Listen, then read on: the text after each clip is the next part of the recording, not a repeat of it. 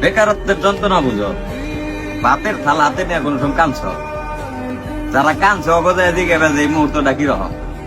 একটা ছেলের কাছে তার দুনিয়া হইলাম তার বাপ মা, সেই বাপ মা যখন তার সাথে খারাপ ব্যবহার করে যে সারাদিন কি করলি, একটা টাকা আনস না, আর কতদিন এমনি পয়সা পয়সা খাবি, এই কথাটি শুই না যে ছেলে ভাতের থালা হাতে দিয়ে কান্না করছে, ওরে যায় দিকে বেজে এই মুহূর্তটা কিরকম বা কষ্টটা কিরকম। এই প্রেম ভালোবাসার কষ্ট সবকিছু ফেল এই কষ্টের কাছে।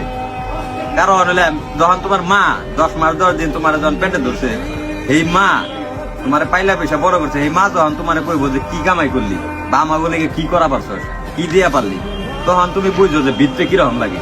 ভিতরে থেকে আমি মনে করি তখন প্রত্যেকটা ছেলের এই মুহূর্তটা যখন ফিল করে, ওই ছেলের আর মনে করো বাঁচার কোনো প্রচেষ্টাই থাকে না। মানে ওর মন চায় না যে আমি আর বাইচা থাকি, তখনই মন চায় যে মরে যাই। এটাই ভাই নিয়ম, বাস্তবতা মানতে হইব সবসময়। এই কষ্টটা মানে আমি মনে করি দুনিয়ার সব কষ্টের কাছে আর মনে হইব এই কষ্টটা। বাপ মা মনে করো এমন একটা জিনিস, না কিছু কম যায় না শোন যায়। মায়ের পায়ের নিচে সন্তানের বেশ, তো মায়ের কি কম। আর বাপ তো মনে করো পৃথিবী, এত কষ্ট করে বড় করছে, এই বাপরে বা কি কম। দোষটা মনে করো নিজের দোষ দিন না বাইকের দোষ দিন, ওইটাই করে বোঝাতে পারবো না। মানে আমি চাই যত বেকার মানুষ আছে, যত বেকার ছেলে পেলে আছে, আল্লাহ সবাই রে ভালো একটা অবস্থানে নিয়ে দিক, এই তৌফিক দান করুক। এটা কর্মের ক্ষেত্রে যে কোনো ক্ষেত্রে আল্লাহ সবাই ভালো একটা অবস্থান দান করুক।